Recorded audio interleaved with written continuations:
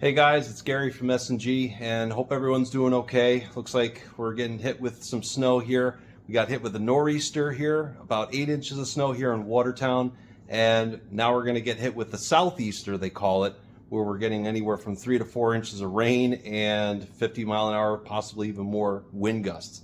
So now we're going to be dealing with flooding and possible power outages. We're trying to get to everyone as quick as we can. Unfortunately, there's just so many calls coming in for snowblowers and now even generators because everyone's worried about the high winds. Most of the problems seem to be stemming from bad fuel. If it's left in there for any length of time beyond a month, it will clog up the carburetor and it won't allow the engine to start. I'm going to show you guys real quick, if you are mechanically inclined, how to get underneath the carburetor of your snowblower and see if you can clean it out from there without having to take the whole carburetor off. It may not get it to run exactly perfect, but if it gets it running, then until you can make an appointment to bring it in for service, it'll at least get you going for the next snowstorm, hopefully. So here on my snowblower, the carburetor is located on the side here, and it's usually encased, and they do that intentionally to prevent the carburetor from icing up from the cold temperatures. On some of the engines that are on snowblowers, you can actually get right underneath here and get access to the carburetor bowl, but you would have to remove some of these shroudings in order to get access to some of the carburetor. That's why it's not as easy as it sounds to just take the carburetor off and clean it. But I'll show you a picture of a carburetor off the machine and what you can do to hopefully get the carburetor cleaned out enough to get the engine started. Here we have a 7,000 watt generator, and the carburetor is located on the side of the cylinder head here, and right ahead beyond this hose here is the carburetor bowl. What you want to do is remove that center bolt in order to drop the bowl from the carburetor, which is likely where all the gumming problems are happening.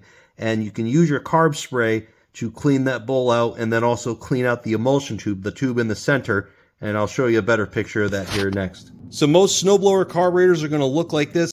Inside the carburetor here is the carburetor bowl on the bottom. You're usually going to find two of these bolts. The one all the way in the center will actually remove this bowl from the carburetor, and the one on the side is actually to drain out the bowl of any fuel after you've stored it for the season there. Now, most of the problems for it not starting are going to happen inside the bowl.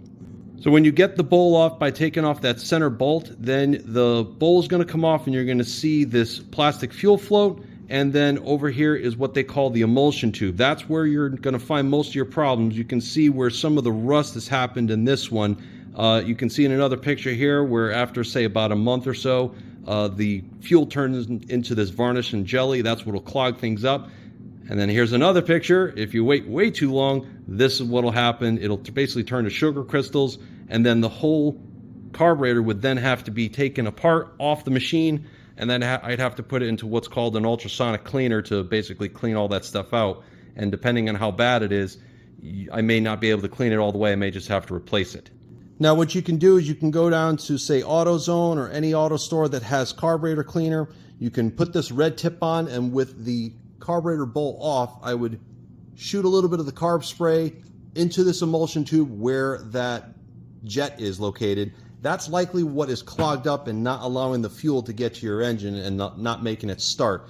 And if you have an air compressor, that's even better, because with an air compressor, you can actually take one of these, if you have one, an air gun, and just blast that gunk out of there to hopefully unclog it. I hope this information has been helpful, guys. Again, we're trying to get to everyone as soon as we can. A lot of these issues that I'm showing can be prevented if the machine is stored properly. You have to drain all the fuel out at the end of the season, and not only the fuel out of the tank, but also in the carburetor bowl.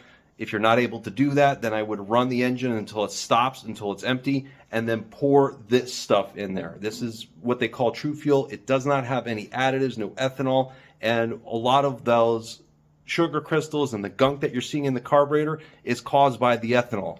This stuff doesn't have it. You pour this exclusively in. Don't mix it with pump gas that you get at the gas station. You pour this in and then run it for about 10 minutes so it gets inside the carburetor, shut it down, and then put it away. That's all you need to do.